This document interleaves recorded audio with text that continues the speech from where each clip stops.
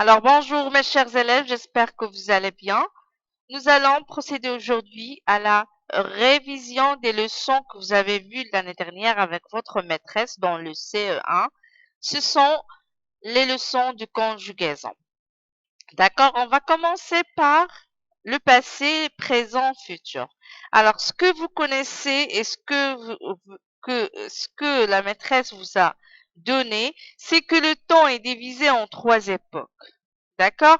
Il y a le passé, c'est-à-dire une période ou bien une époque qui est déjà passée, commençant par hier, par exemple, avant-hier, l'année dernière, la semaine dernière, le mois dernier, et ainsi de suite. Le présent, c'est une action qui se passe maintenant, à ce moment-là, à cet instant-là, à cette heure-là, aujourd'hui. D'accord? Par contre, le futur, c'est un temps qui exprime l'avenir, quelque chose qui n'est pas encore venu, qui n'est pas encore arrivé. Elle va venir après. D'accord? Comme demain, dimanche prochain, l'année prochaine, le mois prochain, la semaine prochaine, et ainsi de suite. D'accord? Alors, on va commencer ici par l'exercice où on va appliquer cette règle-là. D'accord? Alors, regardez d'abord sur l'image. Regardez ici, il y a un petit bébé et après un petit enfant. Et là, il est devenu grand. Alors, comme ça, on exprime le passé. Regarde, ce bébé, qu'est-ce qu'il dit? J'étais bébé. Celui-là dit qu'il était bébé. Maintenant, il est grand. Je suis grand.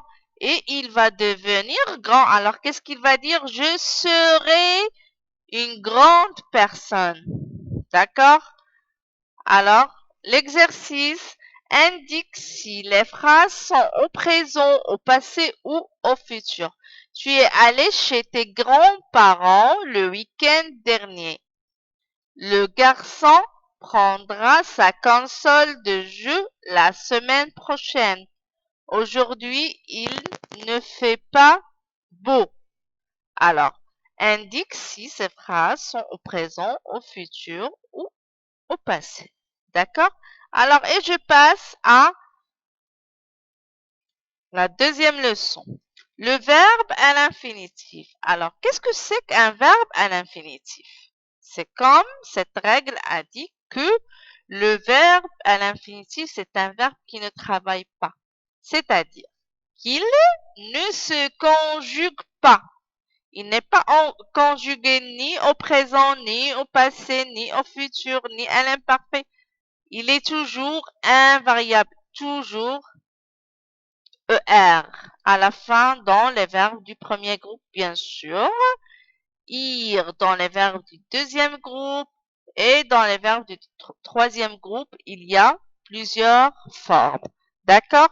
Par exemple, ici, toujours dans les verbes du premier groupe, il y a ER.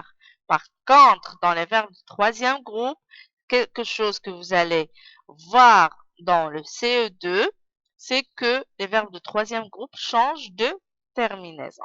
D'accord? Mais si je dis le verbe manger à l'infinitif, c'est toujours ER. C'est-à-dire, il ne change pas, il ne se conjugue pas. Alors, et je passe. Souligne uniquement les verbes qui sont à l'infinitif. Alors, où sont les verbes à l'infinitif ici? Retrouver, perdre, chercher, sonder, v, apporter, part, ouvrir, savoir. Alors, vous pouvez revenir à votre 12 000 verbes. Comme ça, vous pouvez chercher. Alors, la troisième règle, le présent des verbes être et avoir. Alors, il faut les apprendre par cœur tant que vous êtes encore petit afin que vous puissiez toujours mettre différence entre le être et l'avoir. entre le verbe être et le verbe avoir. Je dois apprendre par cœur sa conjugaison. D'accord? Alors, le verbe être, je suis, tu es, il, elle ou bien on qui est pronom indéfini est. On dit il est, on est, nous sommes, vous êtes, ils sont. Par contre, le verbe avoir, c'est autre chose.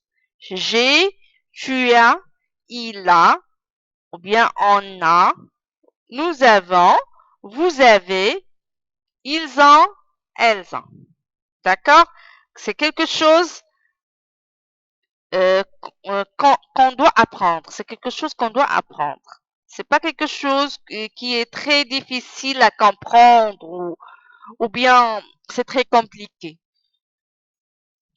Je dois l'apprendre par cœur. Cette règle, je dois l'apprendre par cœur tant qu'on est encore petit pour qu'elle reste avec nous jusqu'à les niveaux grands. D'accord? Alors, exercice 4. Dans chaque liste, entoure le verbe être et encadre le verbe avoir. Alors, vous avez vu ici le verbe être et le verbe avoir. Alors, encadrez-moi le verbe avoir et entourez le verbe être. D'accord? Et je passe à la dernière leçon dans cette partie de révision. Alors, les verbes du premier groupe. Les verbes du premier groupe, toujours leur infinitif finit ou bien se termine par ER à la fin. Toujours les verbes du premier groupe, à la fin, il y a ER. À la fin, il y a ER. D'accord? Et ils se conjuguent comme ce que vous avez vu l'année dernière, le présent des verbes du premier groupe, bien sûr, c'est E, ES, E, ONS, EZ, ENT. On enlève seulement le ER et je mets par exemple ici danser, j'enlève le ER et je mets E, je danse. Donc tu danses, ES, il danse, E, nous dansons. J'enlève le ER et je mets au NS. Vous dansez, j'enlève le ER et je mets le EZ.